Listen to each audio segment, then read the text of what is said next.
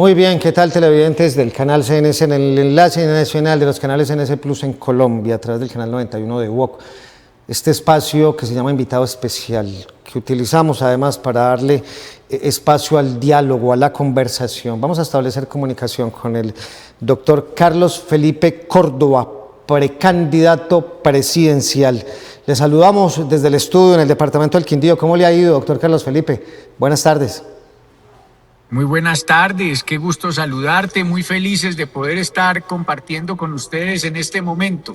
Qué bueno saludarlo de nuevo, doctor Carlos Felipe. ¿Cómo van las cosas? Pues bien, yo bien, gracias a Dios, el país más o menos. Tú has visto todo lo que ha venido sucediendo últimamente.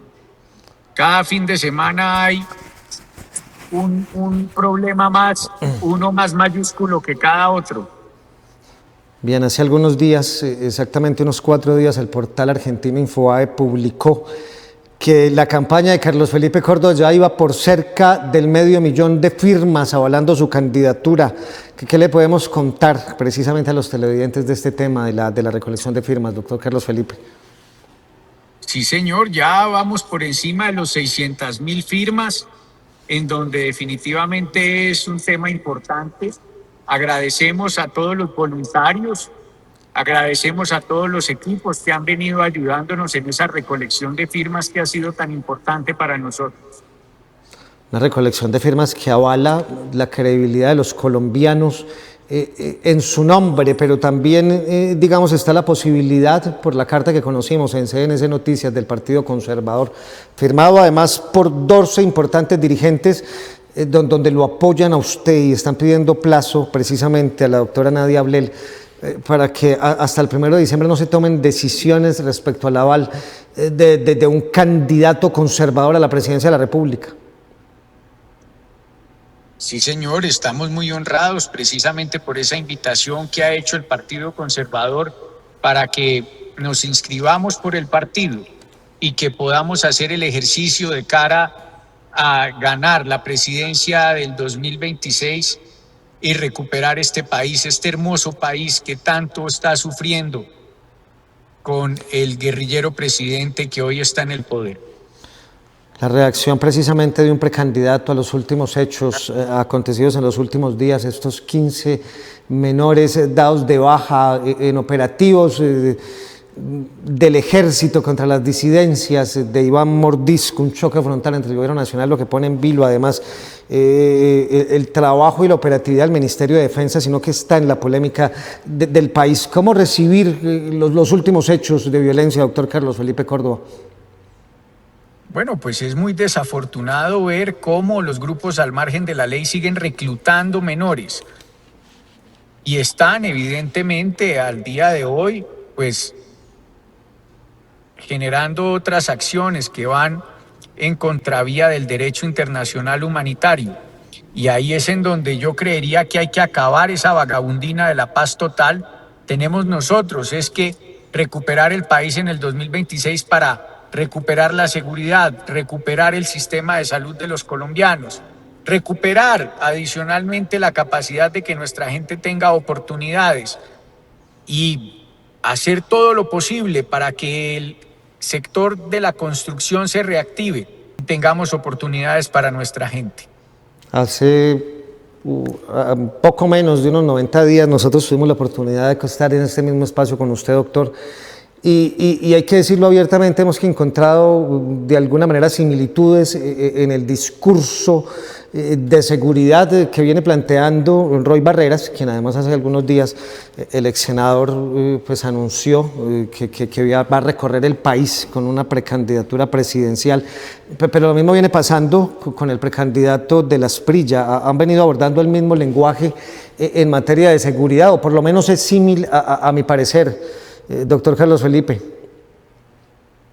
Bueno, a mí me parece muy importante que a los otros precandidatos pues les gusten las mismas ideas que nos gustan a nosotros. Tú sabes muy bien desde cuándo venimos diciendo nosotros que hay que recuperar la seguridad, que el bandido conmigo tendrá 3 caminos, se desmoviliza, va a la cárcel, cárceles como las de Bukele, necesitamos 5 como ellas, en donde los vamos a poner es a trabajar. y que hagan los pupitres, que hagan los uniformes de nuestros niños, que hagan la comida de los más de 16,7 millones de colombianos que se despiertan todos los días y no saben cómo van a desayunar, almorzar o comer. Y entonces el bandido que no se desmovilice, que no vaya a la cárcel, tendrá que ser reducido o dado de baja por la fuerza pública colombiana. Venga, pero venga, ¿se están apoderando de su lenguaje de alguna manera o cómo ver eso? ¿Cómo explicárselo a los ciudadanos, precandidato?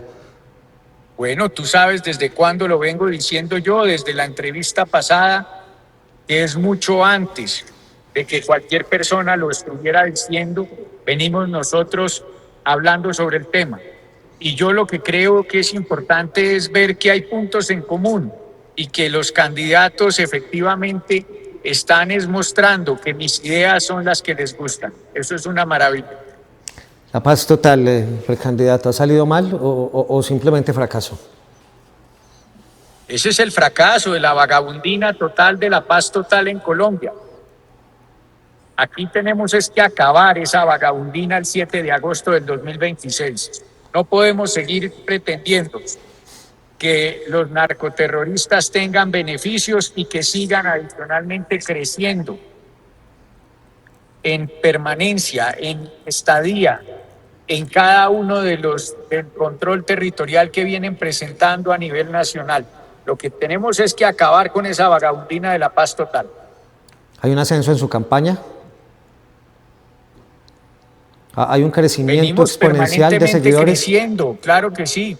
Venimos permanentemente creciendo, gracias a Dios, en redes sociales, en el apoyo ciudadano permanentemente con los amigos en campos. Eso ha sido maravilloso. Hay que llamar a unir los sectores. Si le toca en su momento, ¿lo va a hacer? Claro, siempre hemos hablado de que lo más importante hoy es la unión para enfrentar el candidato del guerrillero presidente que hoy está en el poder. Esa es la que tiene que ser la finalidad, avanzar definitivamente en que necesitamos nosotros recuperar el país.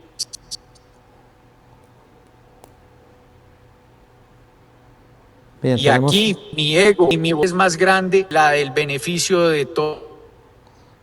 ¿Va a ir hasta el final? ¿Va a ir hasta el final en su campaña a la presidencia de la República? ¿No va a haber adhesiones con ningún otro candidato? ¿Va hasta el final el doctor Felipe Cordó? Yo siempre he dicho que necesitamos ir a una consulta en el mes de marzo de 2026 para poder, quien gane esa consulta, enfrente al candidato del guerrillero presidente que hoy está en el poder.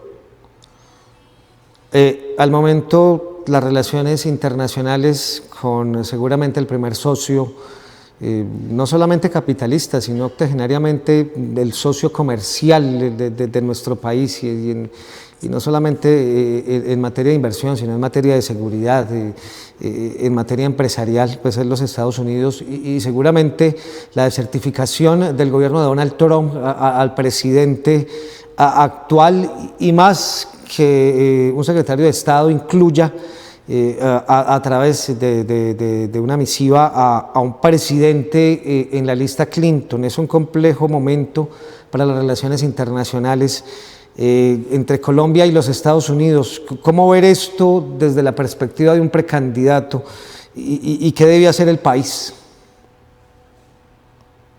Pues lo que necesitamos es recuperar la relación con los Estados Unidos. Recuperar rápidamente, llegando el 7 de agosto de 2026, esa relación para mejorar no solamente el comercio, sino también para fortalecer todo el esquema de seguridad, fortalecer adicionalmente la inteligencia en este país. Eso va a ser supremamente importante. Es la única forma que tenemos nosotros para luchar contra el narcotráfico, luchar contra el terrorismo, al igual de fortalecer la relación con Israel. Va a ser muy importante para nosotros en materia agrícola y en materia de seguridad.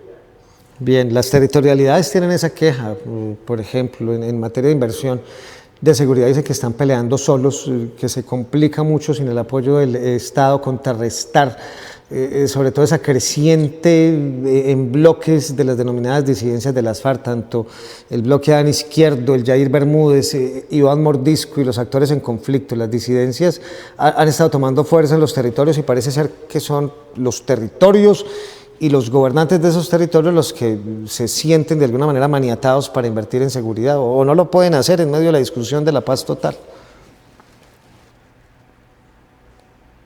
Pues la preocupación más grande que hay es que esa paz total o esa vagabundina total es la que tiene amordazados, amedrentados, atemorizados, no solamente a la fuerza pública, sino también a todos nuestros mandatarios locales para poder actuar.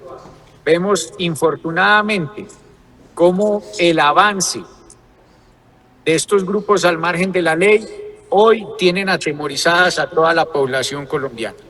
Doctor Carlos Felipe Córdoba, en materia de inversión hay, digamos, buenas noticias para el país por el tema de la aprobación en el Congreso de la República del presupuesto general de la Nación, lo que garantizaría la inversión en los territorios.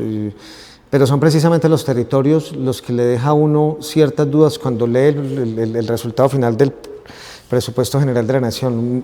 Más del 50% se va en gastos administrativos y 90.7 billones de estos 485.000 aprobados van a deuda pública. Hay una carga estatal enorme en los ministerios, una cantidad de presupuesto que se va en burocracia, por decirlo de alguna manera, ¿cierto? O en el financiamiento del aparato del Estado que tiene sin recursos las territorialidades.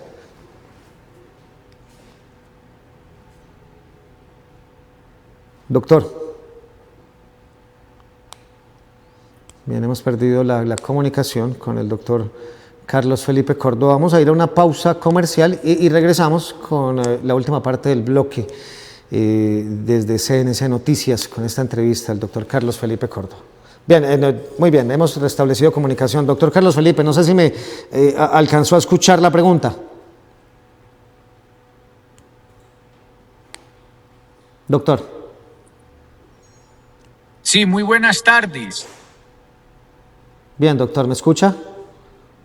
Ya te escucho mejor.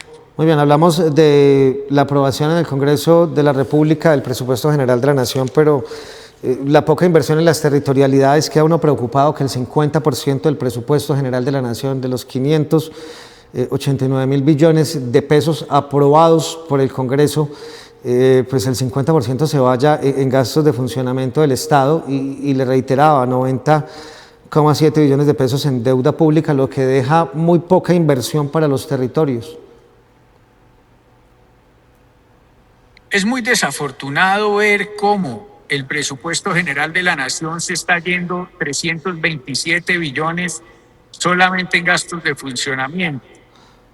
Súmale eso los 112 billones que van al servicio de la deuda, pues solo quedan 82 billones de pesos para inversión.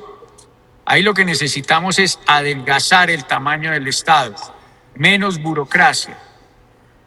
Con un plan de austeridad que hemos visto con el equipo económico, se puede entonces llegar a ahorrar entre 80 y 100 billones de pesos.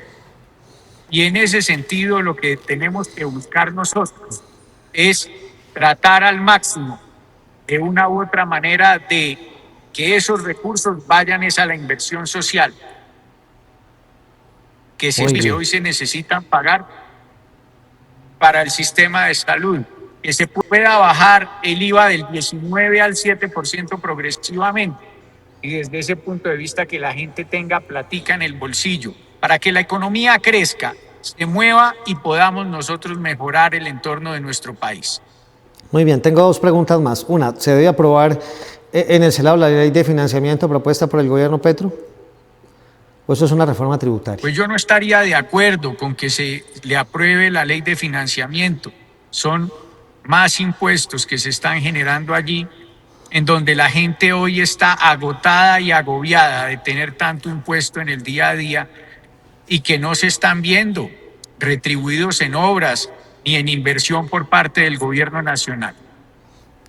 Una última pregunta. ¿Hay acercamientos de Carlos Felipe Córdoba con el Partido Liberal, con las fuerzas liberales en las territorialidades y con otras colectividades políticas? ¿Lo podemos conocer? Es que se nos fue, no sé qué me preguntaste. Le pregunto, precandidato, por último, ¿hay acercamientos de Carlos Felipe Córdoba con el Partido Liberal y con otras colectividades en el país? Yo vengo hablando permanentemente con todas las fuerzas vivas de Colombia y lo que necesitamos hoy es unirnos en torno a un interés superior, que es derrotar al guerrillero presidente en el año 2026. Eso solamente se logra si vamos en conjunto, todos luchando precisamente contra el gobierno nacional y contra el candidato de este gobierno nacional que tanto daño le ha hecho al país. Doctor Carlos Felipe Córdoba, gracias por su claridad, que le vaya muy bien. Esperamos tenerlo próximamente por esta región, en el departamento del Quindío. Somos vecinos, pero usted en la correría por el país debe estar bien ocupado, pero esperemos que en la agenda lo podamos tener pronto en esta región. Que le vaya muy bien, gracias por su claridad. Muchas gracias, te envío un gran abrazo, fuerte abrazo para ti, para todos los quindianos que nos están escuchando en este momento y pedirles el favor que nos apoyen a Pipe Córdoba a la presidencia de la República en el 2026. Que le vaya muy bien, doctor Carlos Felipe Córdoba, siempre tan atento al periodismo de los canales CNC Plus en Colombia. Yo soy Alex Morales, los dejamos desde el enlace nacional con la programación del canal CNC en el Quindío. Ustedes, gracias. Feliz resto de tarde. Esta entrevista será puesta en nuestros canales digitales en contados minutos.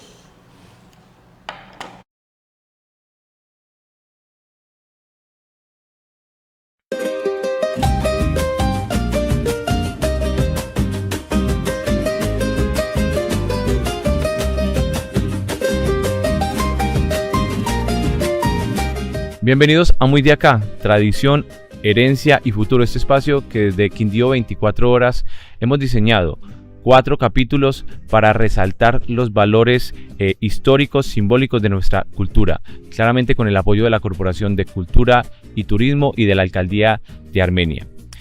Quiero iniciar este segundo capítulo que hemos dedicado a la poeta, pedagoga, escritora, periodista, bibliotecaria Carmelina Soto. Maestra Jenny Millán, bienvenida a este espacio. ¿Qué tal si iniciamos contándonos quién es Jenny Millán y cómo nace esta admiración por Carmelina? ¿Quién es Jenny Millán? Jenny Millán es una persona que se sigue descubriendo. Ha sido profesora, entendió el gusto por la literatura desde muy temprano y por eso fue como la carrera que escogió. Estudié la licenciatura en la Uniquindío, luego pasé a la maestría en literatura en la UTP y actualmente adelanto estudios de doctorado en la Universidad de Salamanca. Entonces digamos que allí va pues ese camino literario. Conocí a Carmelina temprano porque justamente escuchaba historias acerca de ella y me encontré con esta conmemoración que se hizo de su figura en el Parque Sucre, pero también empecé a estudiarla justamente en la universidad cuando conocí al profesor Carlos Alberto Castrillón. ¿Qué expectativa llega Jenny a estudiar a Carmelina, digamos, con lo que le había entregado el entorno, lo que había escuchado sobre ella, y luego de hacer ese estudio profundo, con qué mujer se encuentra? Uno tiene siempre como una idea previa de la mujer con la que se va a encontrar justamente por la época en la que está enmarcada. Entonces, en esos primeros años de 1900, donde surge Carmelina, donde nace y donde empieza a desarrollar ese gusto por la poesía, los roles de género pues estaban, digamos, muy encorsetados, entonces esto debía ser un hombre y esto debía ser una mujer, y uno pues tenía esa misma idea de que podría encontrarse con esa figura, de que en la escritura estuvieran hablando mucho acerca de los valores cristianos, por ejemplo, de un poco... Una línea muy conservadora, sí, tal vez. Exactamente, y no, cuando llegamos donde Carmelina nos encontramos con algo muy distinto. Una mujer revolucionaria. Bueno, ¿Cómo logra entonces ella abrirse espacio? Carmelina nace en 1916, en una época, como lo citaba usted, donde las mujeres no tenían mucha voz. ¿Y cómo logra ella abrirse campo en un lugar, en un espacio donde el silencio era casi que la norma para ellas? El primer logro de Carmelina creo que justamente es partir de preguntarse sobre su propia identidad. Entonces, ¿qué es una mujer que escribe? Que hace de ese escribir un hacer y que se piensa a través de ese hacer. Y ese va a ser justamente uno de los motivos que vamos a encontrar en toda la obra. Se va a preguntar por su propia identidad, por cómo no, la mujer no solo está para las cosas del hogar o para estar acompañada de un esposo, sino que es una mujer que tiene su propia visión de mundo, que critica, que tiene una voz y una agencia, y ella lo ejerce no solo dentro de las letras, sino también en los eventos, porque hubo, por ejemplo, algunos encuentros con escritores de la época, pero también en la importancia que le da al proceso de escritura. Entonces, creo que esa pregunta sobre la identidad es esencial en ella. Bien, a propósito de esa irreverencia para la época, porque ahora de pronto ya es más normal que una mujer diga no voy a ser mamá, pues de hecho yo creo que es la normalidad para estos tiempos. Carmelina, entiendo que tomó la decisión de no ser madre y dedicar su vida a sus temas, a sus gustos. Sí, efectivamente. Y fue tan así, lo tenía como tan claro. Exacto, que en el símbolo de la rosa, que empieza a verse desde ese primer poemario, desde Campanas del Alba, ella cifra lo que iba a ser ella misma. Entonces esa rosa es un espejo y es una rosa que es afilada, que es guerrera, y hay una parte en un poema de los de la rosa donde dice que esa rosa de botón agudo donde la curva maternal ha muerto. Entonces es una declaración de que no le interesa seguir ese camino de la maternidad. Sin embargo, nunca se muestra como si le afectara o si fuera algo que odiara, porque hay unos poemas, donde habla de su madre, de sus abuelas, de todo ese peso que tiene la familia. Era muy... Exacto, toda esa línea maternal. Y para ella es un orgullo, porque termina siendo la suma de todas esas mujeres que vinieron antes. Entonces ella en realidad es ellas. Para ella, en ella encontramos muy marcado aspectos de ciudad, y no solamente de esa ciudad de cemento, sino de esa misma ciudad que es uno mismo y de todo lo que la componen. Pero para ella, ¿qué considera usted que haber nacido en ese espacio geográfico del mundo, en medio de cafetales, de cordilleras, qué tan relevante fue esto en su obra?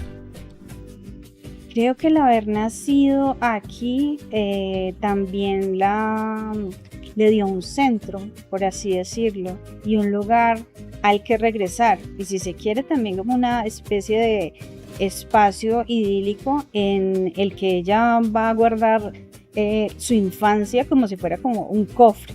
Hablemos un poco sobre la evolución de la poesía de Carmelina. En esos primeros libros, obras, Campanas al Alba, por ejemplo, ¿cuál era su tendencia y cómo se fue desarrollando? ¿Qué evolución tuvo? En ese primer libro, en Campanas del Alba, que es un libro, digamos, de su juventud, encontramos una pregunta sobre su identidad, como ya lo había dicho, pero es una pregunta más de reflexión hacia adentro sin llegar a ser autocontemplativa. ¿Tenía ella más o menos qué edad? Estaba en sus 20, entre sus 20 y sus 30. Entonces es una época en la que sí. Se están desarrollando muchas cosas. Y también sobre su relación con el mundo. Sin embargo, en ese primer libro todavía no podemos ver en plenitud su voz. Cuando llega octubre, no sabemos qué es lo que ocurre exactamente en la vida de Carmelina, pero hacia el final justamente de ese libro vamos a encontrar el tono que la va a caracterizar, que ya lo podemos ver plenamente en Tiempo Inmóvil. Y allí hay un reclamo y hay una queja y hay mucha energía vital en ese último libro, En tiempo inmóvil, que se ha cifrado desde el último poema de octubre. Y entonces empieza a pensar conceptos que pueden resultar un tanto abstractos sobre la libertad, sobre el tiempo, sobre la muerte, la relación entre las personas. Pero ya empieza a hacer como cuestionamientos. Exactamente. Entonces hay un reclamo allí, ella se está preguntando por la existencia misma. ¿Con nostalgia o con rabia? ¿O con ninguna? Creo que no hay nostalgia tanto, sino es esa misma angustia que tenemos todos los seres humanos de por qué estamos aquí y de por qué el mundo es como es. Asistimos a un momento histórico donde la inteligencia artificial empieza siento yo, y es una percepción muy personal, a desplazar, digamos, estas artes que requieren tanto del humano, o al menos a ponerlas en riesgo. Pues como quiera que si creamos un buen prompt, podemos pedirle a una inteligencia artificial que nos cree un poema dándole un tema por la línea de un poeta en particular, y seguramente técnicamente nos puede sacar algo muy bien logrado, muy bien hecho, con palabras muy bien puestas, pero sin alma. ¿Qué percibe usted que va a suceder en adelante con estas artes, con la poesía, por ejemplo? Yo creo que la poesía ha tenido que librar muchas batallas, al igual que la cuestión de las bibliotecas y la cuestión del libro mismo. Pero como la poesía le habla directamente al espíritu humano y como es un vínculo que establecemos entre las diferentes épocas, entre los problemas de una misma época, yo creo que igual va a salir bien librada de esta batalla, porque los lectores de poesía nunca han sido muchos, nunca han sido numerosos, pero siempre suelen ser fieles.